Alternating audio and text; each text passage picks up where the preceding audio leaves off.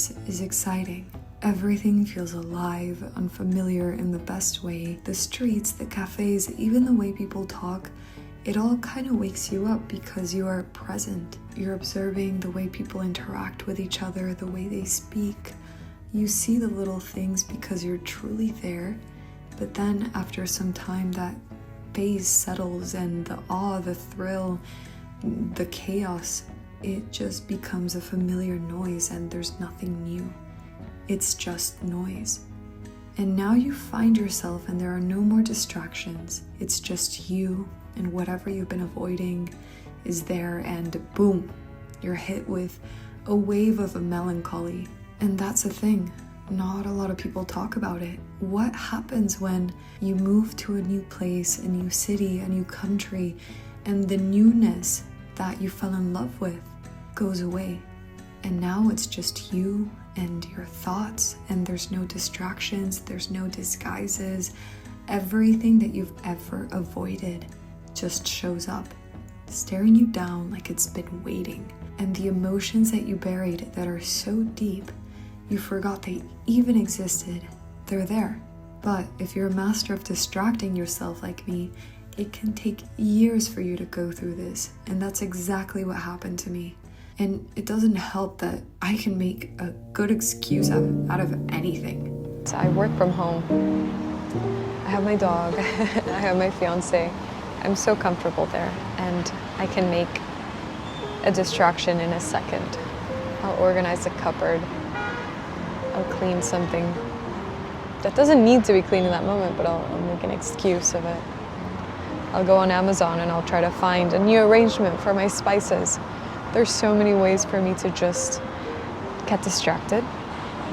There's something so strong about just looking at a beautiful view that brings up so many emotions. And if you're at peace in that moment, it might be the most beautiful sky you've ever seen that day.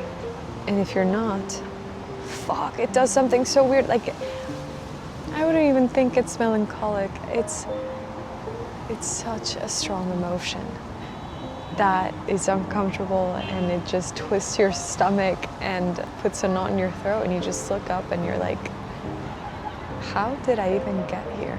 And what the hell am I feeling? And I feel like it happens to all of us who move to a completely different place. At the end of the day, the strongest thing that you can do is make yourself feel at home. Making you know, your bones, your skeletal system, your body, you know, if this is home, you're set for life. And I'm still in the journey of trying to figure out how to make that happen. You know, confidence and self-love is not built over a fucking journal entry and gratitude practice. It's like forming a callus, and it happens with very strong experiences, because that's how you really, really cement something. I personally believe that. And through the years, I've grown more comfortable being in solitude. I've always been comfortable being in solitude, but I realize now, yeah, that's because I had my routine, I had my safe place, I knew where to go to get my coffee, and I had my safe zones. But I want to be able to do that anywhere in the fucking world. Drop me in the middle of, I don't know, China. I want to be so centered and comfortable and safe in my body that I'd be okay. That's probably an exaggeration. That probably only happens in movies. I think it really does come with age, but I think it's an essential skill, because I want to feel that way when I'm in a room full of people that are not my people. I want to feel comfortable in a place where I am surrounded by those that maybe they don't like me, or maybe they're just, again, they don't understand me. Or I don't like them, you know? It goes both ways. I'm in those situations all the time when I'm here in Paris. Can't tell you guys, I was just in one right now. That's why I'm like de-stressing in the park, because I was so, like, I just need to shake all that energy off of me. It's very difficult to escape all these situations. I can't just go into the jungle and never go into a city. No. I run a business, I have to always be in a city or near a city. And it's so hard for me to stay calm and collected in these spaces. But I'm gonna get there.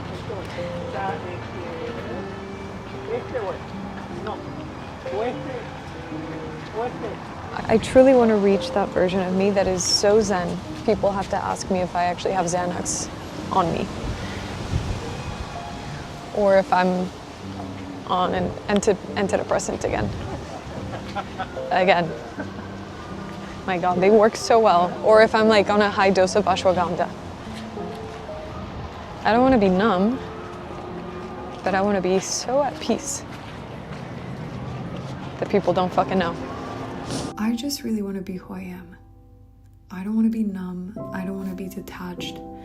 And I want to be able to be at peace in situations where that is really difficult. And I actually had one of those moments today. I was in a room full of people that were not my people, and it just felt off. I felt totally out of place. Like, you start to get anxiety. I couldn't breathe right. I wanted to get the hell out of there because I felt like I didn't belong. And I came to the park to shake it off, and now I find myself in this park, and I don't all these emotions are coming up, and that's why I'm talking about this. And it's horrible, and I don't know what's going on, but maybe you have gone through it too. And to be completely honest with you, I'm still figuring out how not to spiral, what to do in these situations when I don't feel safe or when I don't feel seen, because people are just fucking mean. And I want to learn how to not let that feeling take over my whole body, but I will get there. And maybe that is what growing up really is. Learning how to stay with yourself and build that confidence even when everything around you feels wrong. Getting comfortable with being uncomfortable and becoming familiar with yourself. Knowing yourself so well that even the hardest parts of your mind and the hardest situations, they don't feel like threats. And wherever you are or whatever situation you are in, you know that you are allowed to be there and you are meant to be there. Some people might call this delusional, but I don't agree with them. My goal in life is to love myself so much that people call me delusional, because I truly believe those are the most successful and the happiest people. Obviously, there's a fine line, but I want to stop waiting for a place to feel like home, to always wait to feel invited, or for a person to make me feel whole, or a routine to hold me together. And if you can make your body, your bones, your breath, your home, then it doesn't matter where you are. You're gonna be fucking bulletproof. That one place that never left you, the home you were always meant to come back to, has always been you.